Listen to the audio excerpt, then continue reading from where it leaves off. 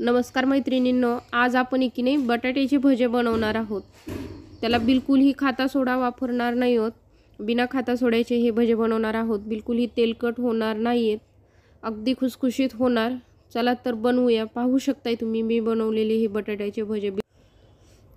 तर तुम्ही पाहू शकताय बिलकुलही आपले भजे तेलकट झालेले नाहीत। चला तर मग बनवूया। तर पाहू शकता एक बाउल घेतलेला आहे। या बाउलमध्ये आपण 1.5 वाटी बेसन पीठ घेणार आहोत। आता हे 1.5 वाटी बेसन पीठ घेतलेलं आहे। यामध्ये 1 चमचा जिरे टाकलेले आहेत।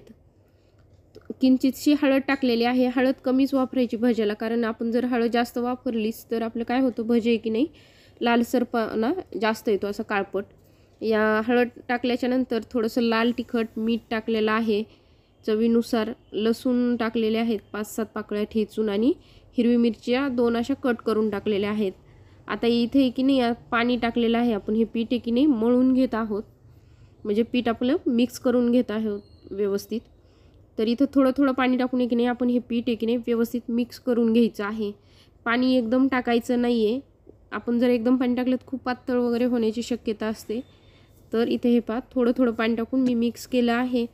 आता इथं काय करते, हाताने मिक्स करते। हाताने पीठ आपण व्यवस्थित मिक्स केलं की आपलं पीठ असं, म्हणजे आपले भजे असे खुसखुशीत होतात, आणि पीठ आपलं छान भिजल्या जातं किंवा त्याच्यामध्ये हवा भरली जाते। खुसखुशीतपणा येण्यासाठी हे हाताने पीठ असं फेटून घ्यायचं असते।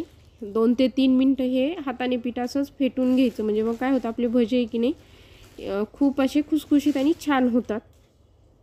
तर तुम्ही पाहू शकता मी हे पीठ असंच हाताने व्यवस्थित असं फेटून घेत आहे। आपलं पीठ किती अगोदर असं थोडं दिसतं, नंतर पाहू शकता तुम्ही फेटून घेतल्याच्या पुढे थोडंसं असं फुगल्यासारखं आपलं हे पीठ होतं। तर इथे पाहू शकता फेटून घेतल्याच्या नंतर आपलं पीठ असं फुगल्यासारखं होतं। हे पहा, अगदी खुसखुशीतपणा येतो त्यासाठी। आता इथे कोथिंबीर टाकणार आहे। कोथिंबीर टाकल्याच्या नंतर इथं 3 बटाटे अशा बारीक बारीक चकत्या करून घेतलेल्या आहेत बटाट्यांच्या। यामध्ये आपण ह्या आता बटाट्याच्या चकत्या पण टाकणार आहोत मिक्स करून घेतल्याच्या नंतर। एका साईडला आता लगेच तेलही गरम करायला ठेवलेलं आहे। हे पहा, ओवा टाकायचा विसरले होते, त्यामुळे आता हातावर क्रश करून हा ओवा आपण या पिठामध्ये टाकत आहे। आपलं तेलही गरम झालेलं आहे। यामध्ये आता लगेच आपण भजे सोडणार आहोत। तर पाहू शकता व्यवस्थित मिक्स करून घेतलंय। यामध्ये मी बटाटे चकत्या टाकलेल्या आहेत। हे पहा, आता एक चकती उचलायची आणि तेलामध्ये हे पहा व्यवस्थित कोटिंग करायची अशी बेसन पिठाची, आणि तळायला सोडून द्यायचे। हे पहा, फुल गॅस केलेला आहे।